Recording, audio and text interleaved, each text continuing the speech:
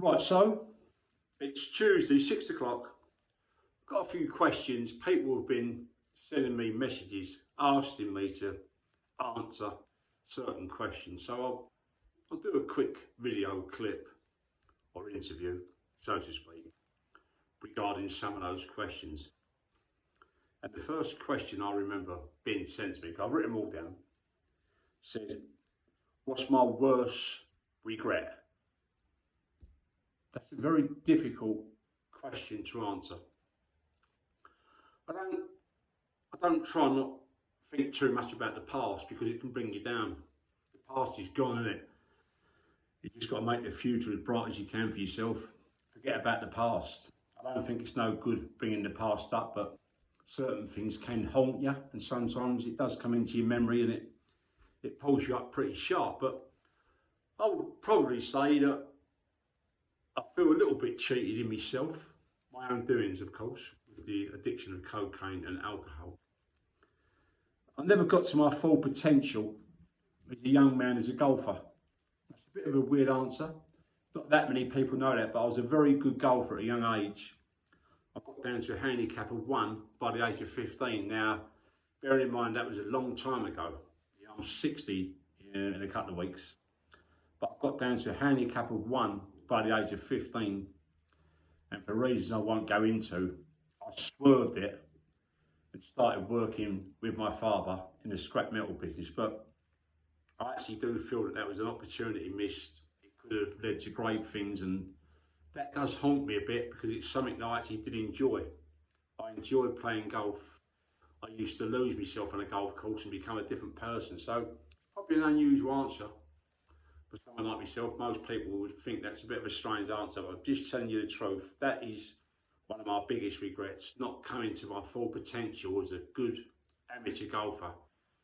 I could have gone places, but there you go, that's part of your journey. Another question a lot of people have been asking me to respond to and comment on is, what would be my one bit of advice to deterrent men and women from shoving shit up their nose on a regular basis and drinking themselves into an oblivion? What would my one piece of advice be to those people that are struggling, men and women at the moment, with all sorts of addictions? My answer is quite simple. I don't give advice. You can get advice by picking a phone call up, and I'll say this in a respectful way. You can Samaritans, different groups, conventional groups, but what I don't connect with is that most of these people you speak to on the phone, they just read from a computer, so it's scripted out. So I don't give advice. What I would say to anyone, that I could probably give you a bit of my lived experience. And my lived experience would tell men and women, young and old, don't get involved in cocaine or any drug addiction or alcohol addiction. If you want to go out with your pals and have a few beers, all well and good. Or you want to go out with your girlfriends and have a few glasses of wine, all well and good. But you've got to know when to pull the pin. Because as soon as you step over that threshold and you have your first line of trumpet, you're up and running, mate. Yeah. Don't want to say this, but I'm going to say it. For a lot of people, it's a likeable drug. And the reason why, from my lived experience, it brings them out of their shell. So people that are really quiet, men and women, they come out of their shell. Yeah. You know, and they've got this wildest fantasy dreams that it's going to be a celebrity lifestyle. It's going to be beautiful. Everything's going to be achievable. But from my lived experience, I can well assure you now, you're going to have a very rude awakening. Yeah. Because it don't pan out like that. You're not going to be rich, you're not going to be a film star, you're not going to be gangster #1. Once you get involved with the white powder especially, and a mixture with the drink, you're only going to one place, and that's called hell. So stay away from it, full stop. Don't get involved from day dot. Yeah? You haven't got to battle your addiction if you don't start one. More easy said than done, but it's discipline, it's mind over matter.